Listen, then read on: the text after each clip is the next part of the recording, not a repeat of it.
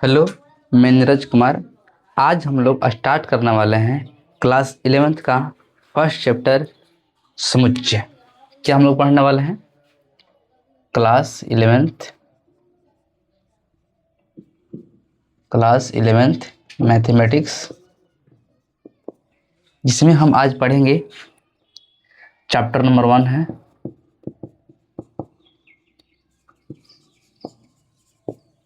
जिसमें हम आज पढ़ेंगे समुच्चय। समुच्चय यानी कि सेट पढ़ने वाले हैं, ठीक है। अच्छा, बीच बीच में जहाँ जहाँ पर हमको अगर बेसिक पढ़ने का बात आएगा ना, तो वहाँ पर हम इसको कवर कर लेंगे, ठीक है। अभी हम स्टार्ट कर रहे हैं क्या? सेट। सेट क्या है? सेट क्या है? तो हम लोग पढ़ने वाले जो है ना, वो हम लोग पढ़ने वाले एनसीईआरटी से। कहाँ से? एनसीईआरटी से हम लोग पढ़ने वाले हैं।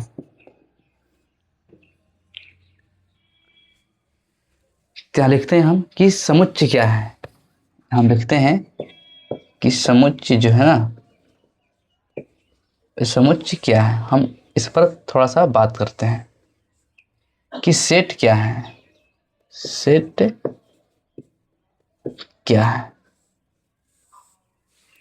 आज हम इस पर बात करने वाले हैं।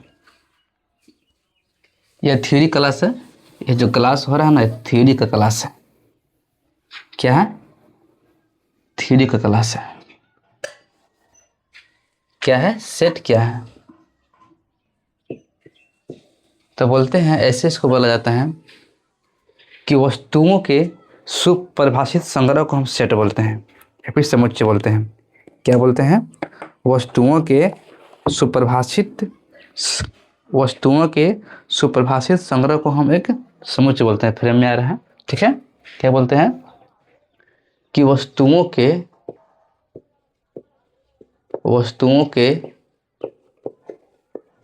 सुपरिभाषित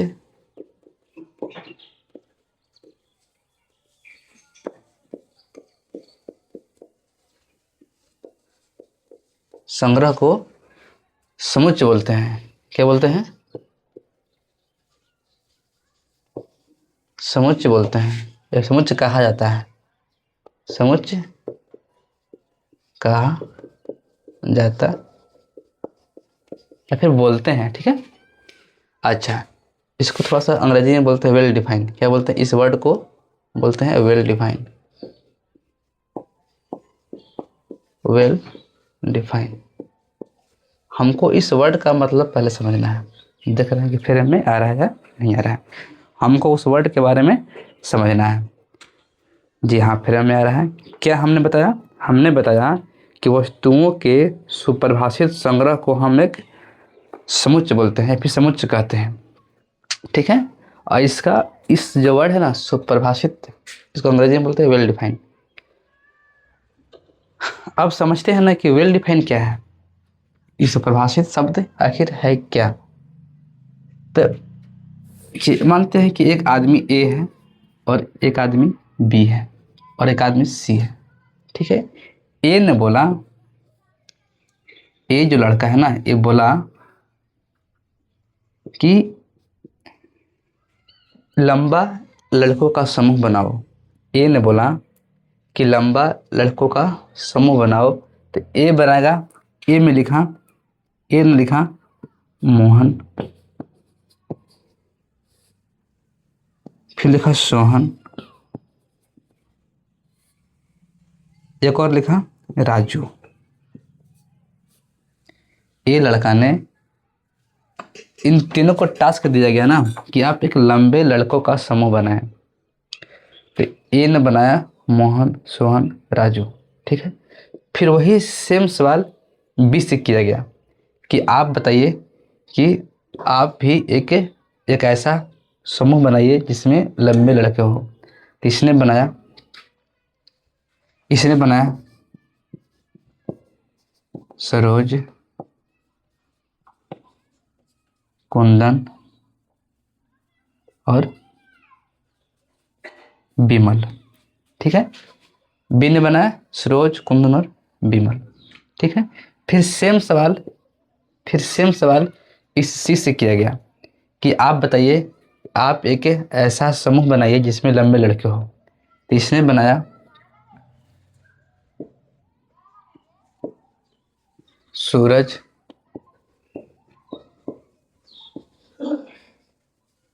सौरभ, ठीक है, और कुमार, ठीक है। सी ने इन तीनों का नाम लिया, बी ने इन तीनों का नाम लिया और ए ने इन तीनों का नाम लिया। तीन तीन लड़का का नाम लेना था जिसमें लंबे लड़के हो। अब समझते हैं हम इस बात को कि क्या ए ने जिन जिन लड़कों का नाम लिया, बी ने वही तीन लड़कों का नाम लिया है, तो आपका आंसर है नहीं। क्या सी ने वही लड़के का नाम लिया है, तो आपका आंसर होगा नहीं। हमने क्या बोला, हमने बोला कि एक को टास्क दिया गया था ना कि तीन लंबे लड़कों का समूह बनाए,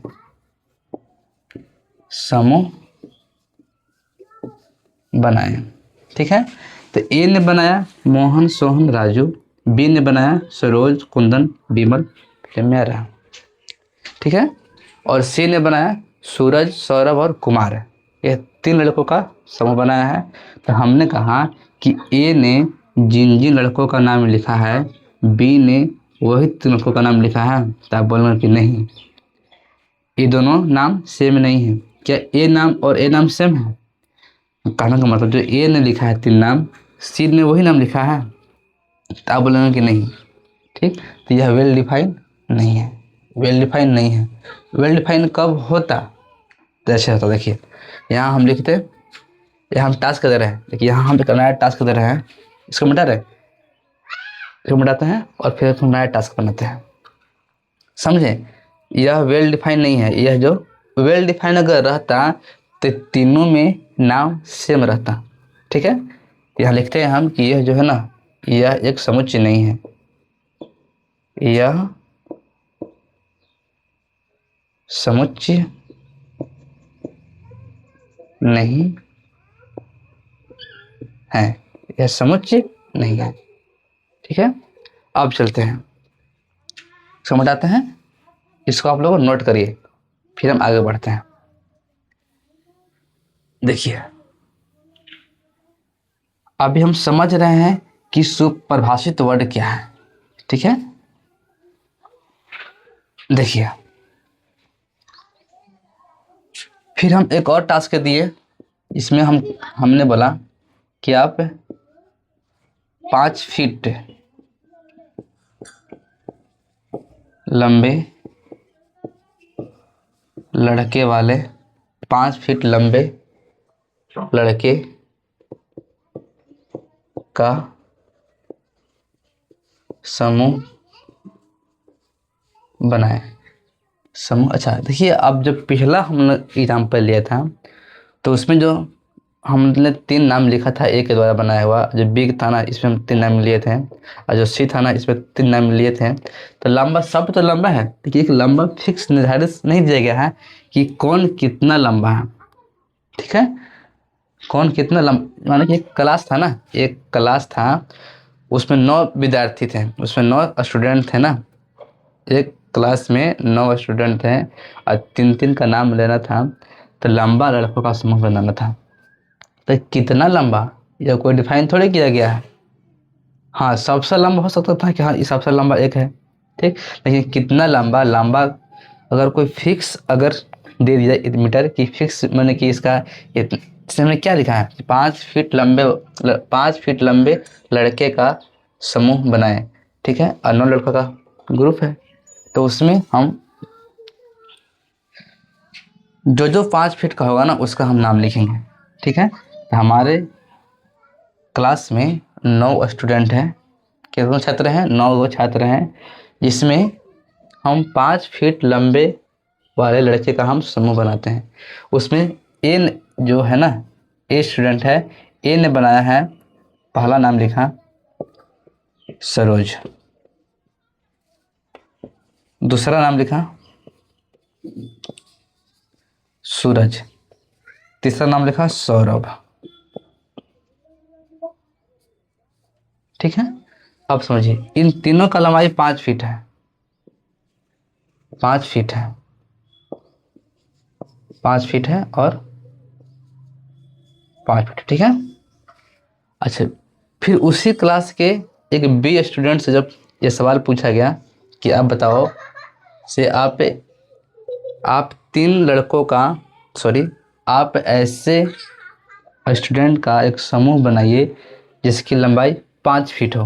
तो बी ने क्या बनाएगा, उसी क्लास को चुनना है, तो बी क्या बनाएगा, बी बनाएगा, बी बनाएगा, बी भी वही बनाएगा सरोज, क्योंकि उसके सामने सिर्फ 9 ही स्टूडेंट है, जिसमें से 3 को ऐसे स्टूडेंट है जो कि 5 फीट का है, सूरज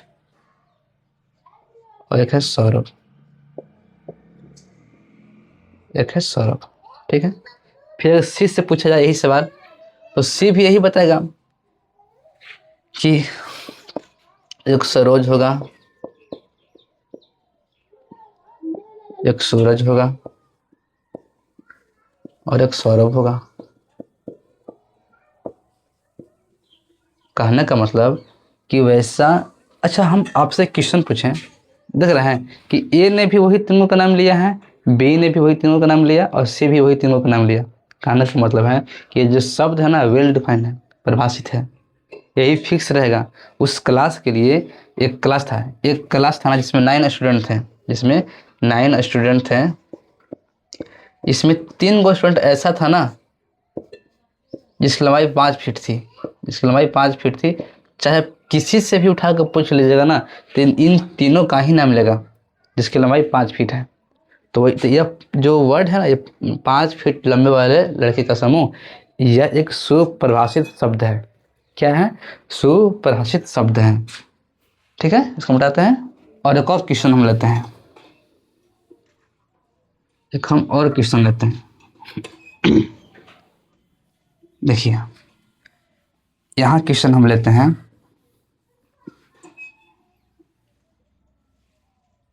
कि सभी प्राकृतिक संख्याओं का समूह, संख्याओं का समूह, चलिए क्या हमने लिया कि सभी प्राकृतिक संख्याओं का समूह, तो ये बताइए, ये अगर जानकार होगा तो नाम क्या क्या लिखेगा, तो ये लिखेगा। देखो सेट को हम लोग इस तरह से इसके अंदर कुछ लिखते हैं शब्द को, ठीक है ना। तो ए ने जो एक विद्यार्थी है, एक विद्यार्थी है जो लिखा कि सभी प्राकृतिक संख्या बोल रहा है, यानी कि 1 होगा, 2 होगा, 3 होगा, 4 होगा, 5 होगा, ऐसे करते करते जाएगा अनंत तक। ठीक है, होगा ना। और बी, अगर बी कोई लड़का है ना, तो अगर वो भी जानकार होगा तो बी भी इसी को लिखेगा।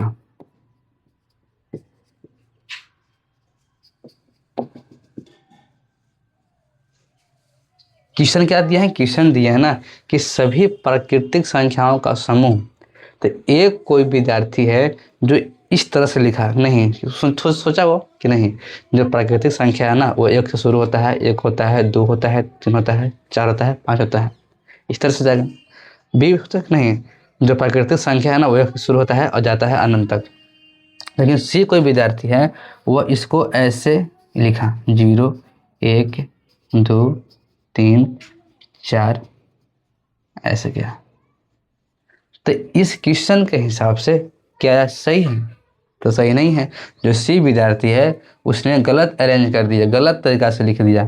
ठीक है, यानी कि ये तो सुपरिभाषित सही है कि ये जो है ना अगर सुपरिभाषित नहीं रहता तो इसके द्वारा लिखा गया जो है ना इससे बराबर नहीं रहता। इसने ऐसा लिखा है तो ये इसकी गलती है, इसको नहीं समझ में आया, इसको इस विद्यार्थी को समझ में नहीं आ रहा था ना कि प्राकृतिक संख्या किसको बोलते हैं, इसके लिए ये गलती कर दिया है। ठीक है, यानी कहने का मतलब है कि अगर हम कहीं पर भी अगर हम सुपरिभाषित शब्द बोल रहे हैं, सुपरिभाषित शब्द बोल रहे हैं, इसका मतलब ये हुआ कि चाहे आप किसी से भी पूछ लीजिए, वो आंसर एक ही रहेगा, एक ही रहेगा। जैसे कि इसका आंसर ये वाला है, इसका आंसर ये वाला है, इसने गलती किया है इसलिए इसका आंसर ये नहीं है, किसी और का ये आंसर है। ठीक है, समझे? चलिए अब देखते हैं कुछ और हम बात करते हैं, इसमें कुछ और फिर शब्द आने वाले हैं। जैसे सदस्य क्या है? सदस्य, जैसे हमने लिखा कि ए सेट है जिसके अंदर A B C, A B C है। ठीक है, तो हम बोलेंगे कि ए जो है ना, ए ए ए का, देखिए ऐसे लिखते हैं, यहाँ पर लिखते हैं 2 3 5। ठीक है, अब लिखते हैं, इसमें हम लिख सकते हैं कि जो 2 है ना, 2 एक का एक सदस्य है, एक सदस्य है। क्या लिखा कि जो 2 है ना, एक का एक सदस्य है। ठीक है, फिर अच्छा 3 भी है ना, तो 3 जो है एक का एक सदस्य है। ठीक है, 5 है, तो 5 जो है ना, 5 एक का एक सदस्य है, एक सदस्य है। ठीक है, इसको हम इस तरह से समझते हैं, यानी कि 2 भी एक सदस्य है, 3 भी एक सदस्य है और 5 भी एक सदस्य है। अच्छा, इसमें ऐसे होगा 2 3 है तो बीच में 4 भी आ जा रहा है, तो 4 जो है ना, एक का एक सदस्य है। ये सही है या कि गलत है?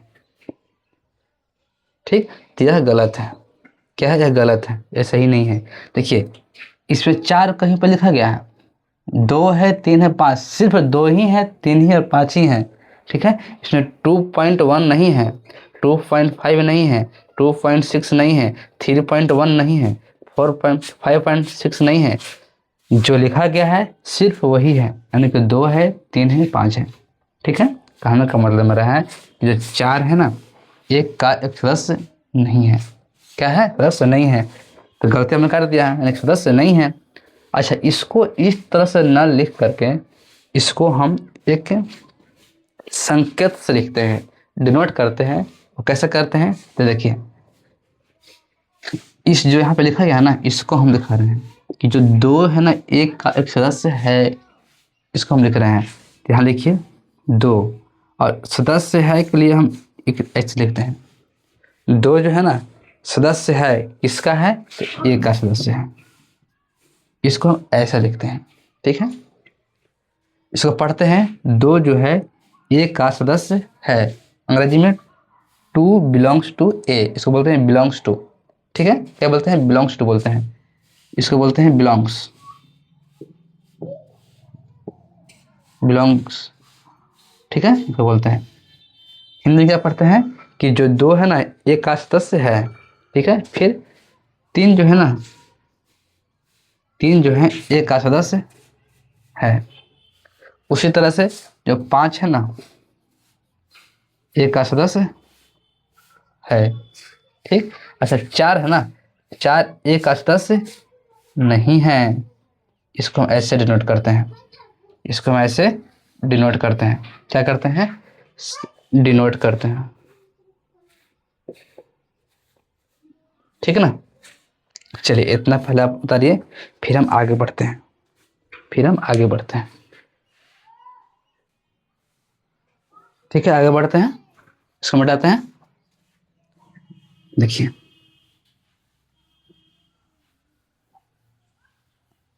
तो हम आशा करते हैं कि आप समझ गए होंगे ना कि एक जो वर्ड है सुप्रभाषित, इसको मतलब क्या है। ठीक है, चलिए अब हम आगे की कहानी करते हैं।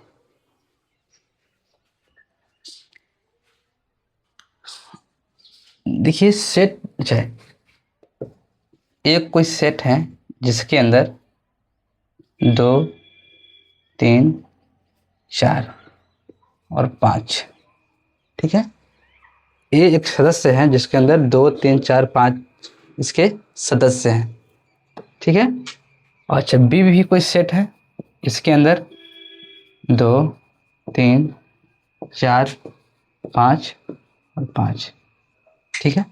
कि इसके अंदर कितने सदस्य हैं, तो number of set, number of element, मैंने कि नंबर ऑफ एलिमेंट कितना है, नंबर ऑफ ए, मैंने कि इसके अंदर कितने सदस्य हैं, 1 2 3 4, 4 बोलूंगा, ठीक है, इसका मतलब है। अच्छा इसके अंदर बी में है 2 3 4 5 5, ठीक है। देखिए तो सेट में कभी भी हम रिपीट नहीं करते हैं, 5 यहाँ भी है 5 यहाँ भी है, तो इस तरह से नहीं लिखा जाता है। इसको लिखने का तरीका क्या है, 2 3 4 5 इस तरह से। अब लिखेंगे नंबर ऑफ वी, तो 1 2 3 4, तो क्या है 4 है। यानी कहने का मतलब यह है कि इसको हम रिपीट नहीं करते हैं, रिपीट नहीं करते हैं, ठीक है। जैसे कि दे दिया ना, दे दिया कि जो लिखा गया है, क्या लिख दें, हाँ लिख दें गुड, गुड में इस तरह से नहीं, ऐसे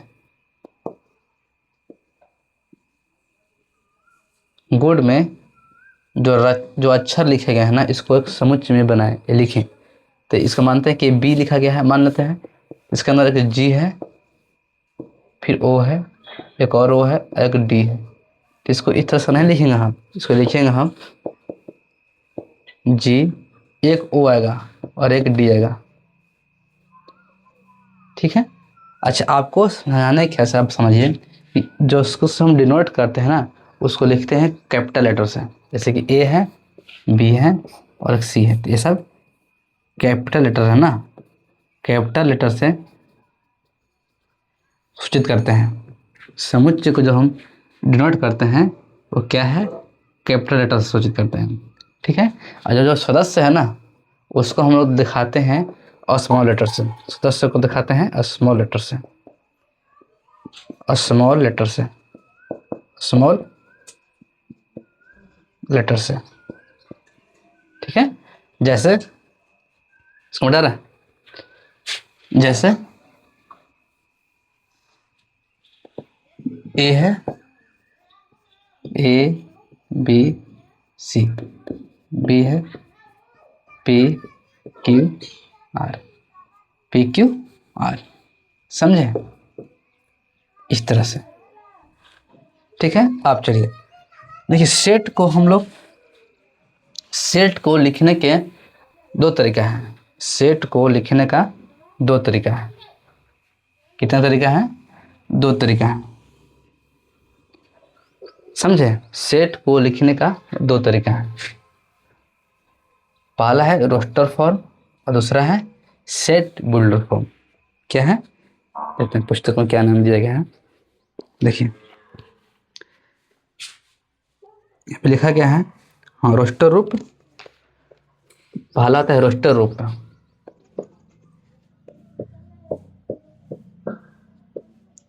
रोस्टर रूप, और एक होता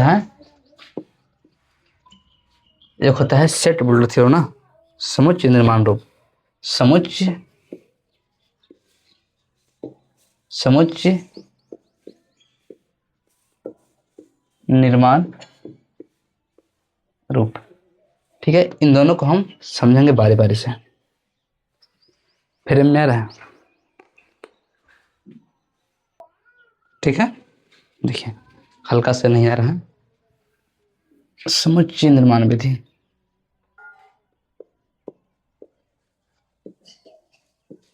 समुच्चय निर्माण विधि, ठीक है। एक ये हो गया, और एक हमारा वो हो गया, एक हमारा रोस्टर रूप हो गया। ठीक है, अच्छा हम लोग क्या लिख रहे हैं, हम लोग थोड़ा पेन चेंज करते हैं और लिखते हैं समुच्चय को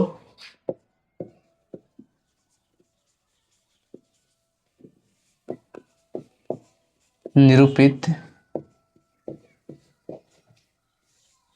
करने की विधि। निरूपित, समुच्चय को निरूपित कर रहे हैं हम, होता है दो तरीका से होता है, एक होता है रोस्टर रूप, एक होता है समुच्चय निर्माण विधि द्वारा। इसको बोलते हैं रोस्टर फॉर्म, रोस्टर फॉर्म। ये होता है set builder theorem, set builder form. ठीक है, चलिए अगर हमसे कोई कह दे कि पाला कि 10 से कम प्राकृतिक संख्याओं को रोस्टर रूप में लिखें, तो कैसे लिखेंगे। तो हमने माना कि एक कोई प्राकृतिक संख्याओं का जो सेट है उसको लिख रहे हैं, और 1 से 10 से कम कह रहा है, यानी कि 1 होगा, 2 होगा, 3 होगा, 4 होगा, 5 होगा, 6 होगा, 7 होगा, 8 होगा और 9 होगा। ठीक है, फिर दूसरा बोला, फ्रेम में रहना, जी हाँ फ्रेम में आ रहा है। फिर दूसरा बोला कि 10 से कम सम प्राकृतिक संख्याओं का रोस्टर रूप में लिखें। क्या करें, लिखें। तो लिखिए 10 से कम कह रहा है तो मानते हैं कि बी होगा। इसको लिखते हैं, जैसे ही हमको रोस्टर फॉर्म में लिखने के लिए बोलेगा ना, इसको पहले मिटाते हैं तब बताते हैं। देखिए इस लाइन को मिटाते हैं, इसको अब की बार बताएंगे। ठीक है, देखिए यहाँ पे संख्याओं था ना, समझिए जैसे ही हमको रोस्टर फॉर्म में लिखने के लिए बोलेगा तो उसको हम लिखते हैं, इसको मंझली कोष्ठ के अंदर इसको हम रखते हैं। ठीक है, और प्रत्येक जो सदस्य है इसके बीच में हम लोग अर्ध विराम देते हैं।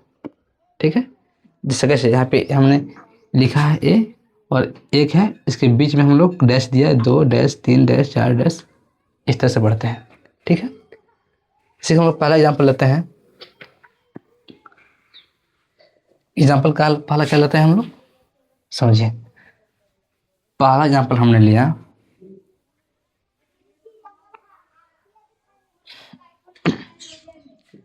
कि 10 से, पहला क्या है कि 10 से कम सभी अभाज्य को लिखा गया, 10 से कम सभी अभाज्य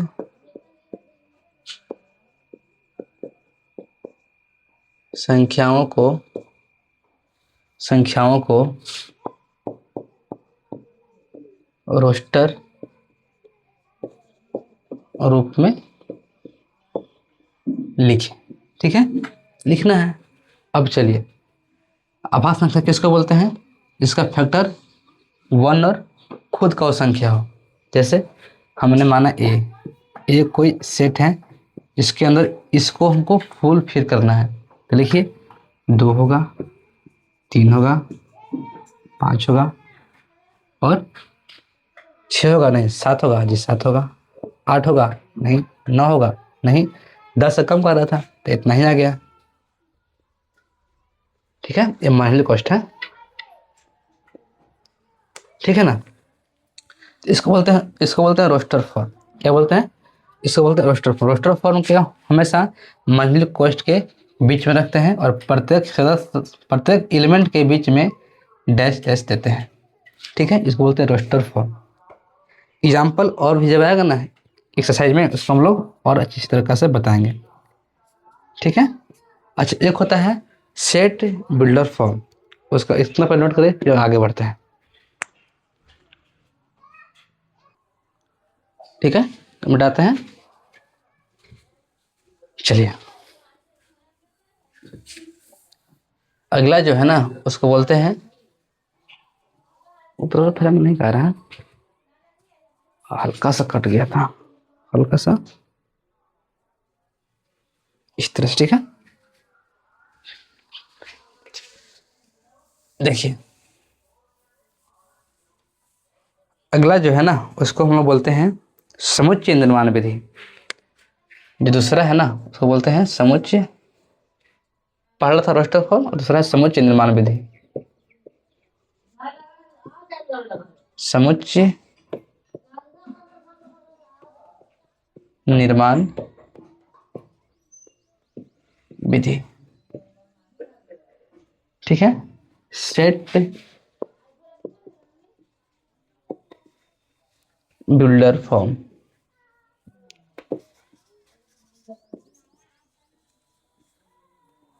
ठीक है, अब समझिए इसमें क्या होता है। इसको हम लिखते हैं, देखिए कुछ इस तरह से, यहाँ पे ए हो गया और ये एलिमेंट एक सदस्य का नाम है, इसको बोलते हैं सच दैट।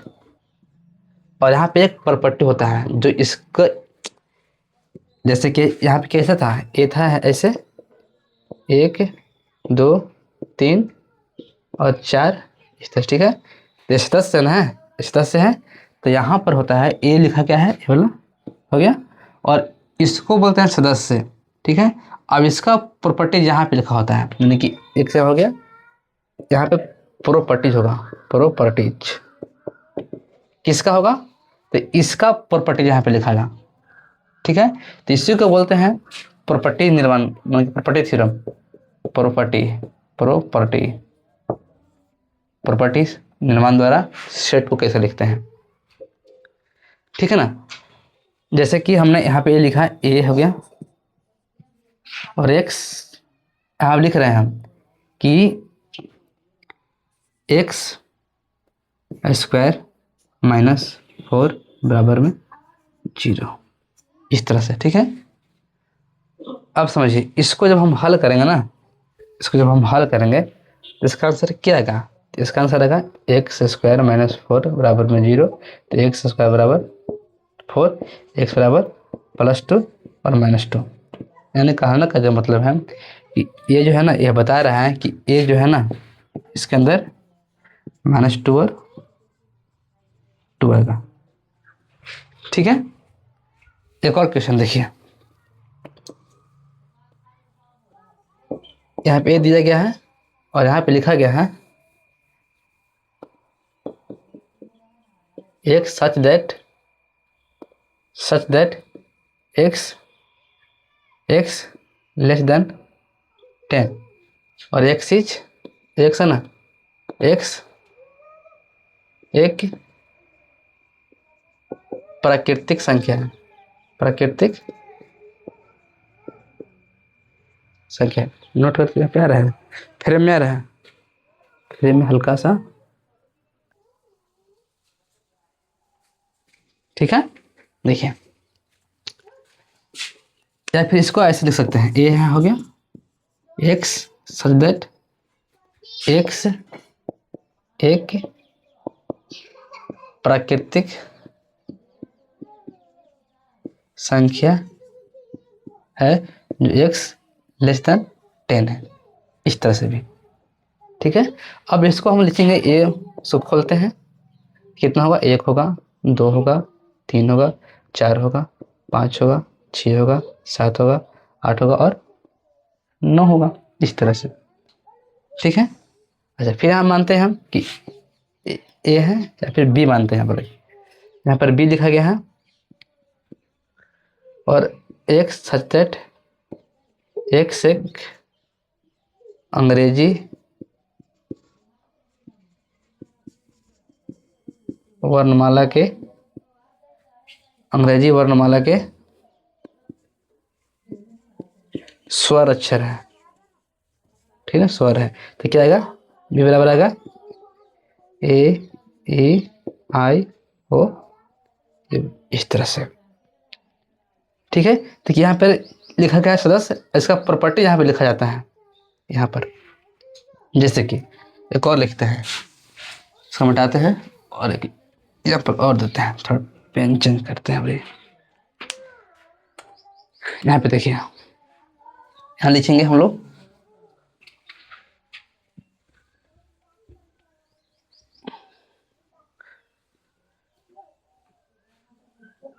देखिए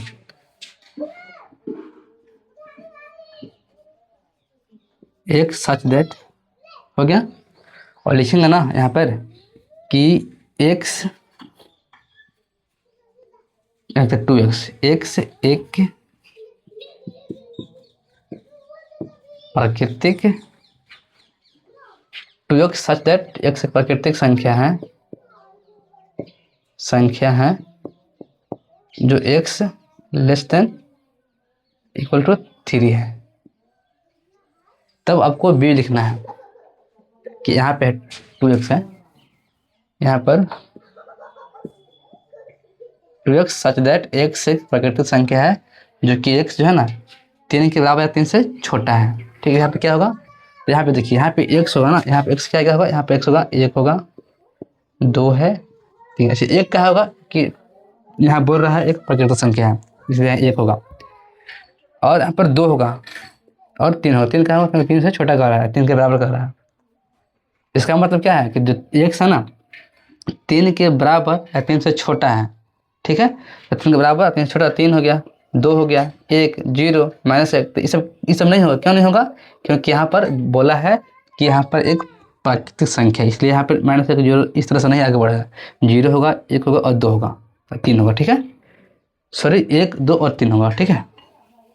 अब समझिए, ये तो x का मान हो गया, लेकिन हमको दिया कितना एलिमेंट है, हमको जो सदस्य है ना वो 2x दिया है, इसलिए यहाँ पर b कितना होगा, यहाँ पर b होगा 2 × 1 2, 2 × 2 4 और 2 तिया कितना 6। ये हमारा b हो गया। ठीक है।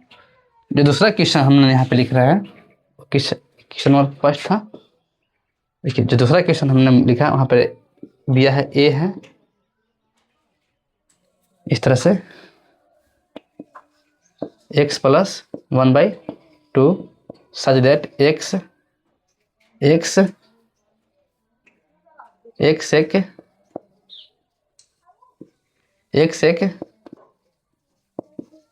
विषम प्राकृतिक संख्या है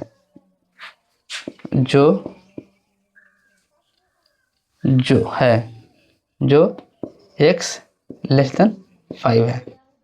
इस तरह से क्या लिखा हमने कि a बराबर x + 1/2 सच दैट x एक विषम प्राकृतिक संख्या है जो x जो 5 से छोटा है। ठीक है।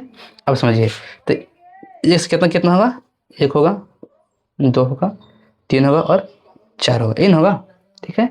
अब हमको इसका मान निकालना है, तो ये कितना होगा, ये लिखेंगे यहाँ पर इस तरह से। तो 1 1 1 2 2 भागा 2 तो 1 होगा। ठीक है। 2 2 1 2 1 3। देखिए यहाँ पे 2 नहीं होगा, यहाँ पे 2, यहाँ विषम बोल रहा है, यहाँ विषम बोल रहा है, इसलिए 1 नहीं होगा। यहाँ पर 1 होगा और 3 होगा, 1 होगा 3 होगा और 5 होता, लेकिन 5 क्यों नहीं होगा, क्योंकि 5 से छोटा बोल रहा है। होता कब, जब ऐसा रहता तब, लेकिन यहाँ पर ऐसा नहीं दिया गया, यहाँ 5 से छोटा बोल रहा है तो 1 या 3 होगा। ठीक है। अब समझ, जब हम यहाँ पे 1 रखते हैं ना तो 1 1 2 हो गया, तो भागा 2 तो 1 आ गया। ठीक है। अब 3 यहाँ रखें, 3 और 1 4 हो गया, 4 भागा 2 यहाँ पे 2 हो गया, तो हमारा ये आ गया 1 और 2। तो इस तरह से, तो यह जो लिखने का जो तरीका है ना उसको बोलते हैं समुच्चय निर्माण विधि, कि सेट बुल्टर थ्योरम बोलते हैं, सॉरी सेट बुल्टर फॉर्म बोलते हैं। क्या क्या हमने आज पढ़ा? आज हमने पढ़ा कि सेट किसको बोलते हैं और सेट को किस तरह से हम लोग निरूपित करते हैं। आज हमने क्या पढ़ा कि सेट क्या है, तो हमने बोला कि वस्तुओं के सुपरिभाषित संग्रह को हम लोग सेट में रखते हैं। क्या बोला हमने? कि वस्तुओं के सुपरिभाषित संग्रह को हम लोग सेट बोलते हैं, और सेट को और समुच्चय को पहले पढ़ा हमने कि समुच्चय क्या है। समुच्चय क्या है, समुच्चय क्या है, इसको हमने जाना, ठीक है। दूसरा हमने क्या पढ़ा कि समुच्चय के लिखने के, समुच्चय के निर्माण को हम लोग, समुच्चय के निरूपित करने के दो तरीके होते हैं, दो तरीके होते हैं। इसमें पहला हमने बताया आपको रोस्टर फॉर्म। क्या होता है? रोस्टर फॉर्म, जिसके अंतर्गत एलिमेंट को रखते हैं एक महिली कोष्ठ में और हर एक सदस्य के बीच में हम लोग इस तरह से डैश देते हैं, ठीक है। दूसरा हमने क्या पढ़ा? दूसरा हमने पढ़ा सेट बिल्डर फॉर्म, यानी कि समुच्चय निर्माण विधि। समुच्चय निर्माण विधि, ठीक है। इसमें क्या होता है? इसमें हम लिखते हैं, यहाँ पे सदस्य होता है और यहाँ पे इसकी प्रॉपर्टी होती है, प्रॉपर्टीज, ठीक है, यानी कि इसका गुण होता है। हमने ये पढ़ा, ठीक है। जो हम लोग कल पढ़ने वाले हैं ना, कल हम लोग पढ़ने वाले हैं कि सेट को, कुछ टाइप के सेट होते हैं, कुछ टाइप के सेट, समुच्चय के विभिन्न प्रकार, जैसे कि नल सेट हो गया, इस तरह से कमेंट किए, null set, singleton set, finite set, infinite set, ठीक। इस तरह से हम लोग कल हम सेट के प्रकार पढ़ने वाले हैं। तो आज हम रखते हैं इतना ही, फिर हम लोग कल मिलते हैं नेक्स्ट क्लास में। इसमें हम पढ़ेंगे समुच्चय के विभिन्न प्रकार, यानी कि समुच्चय के कितने प्रकार होते हैं, ठीक है। चलिए हम मिलते हैं फिर नेक्स्ट क्लास में। आज इतना ही।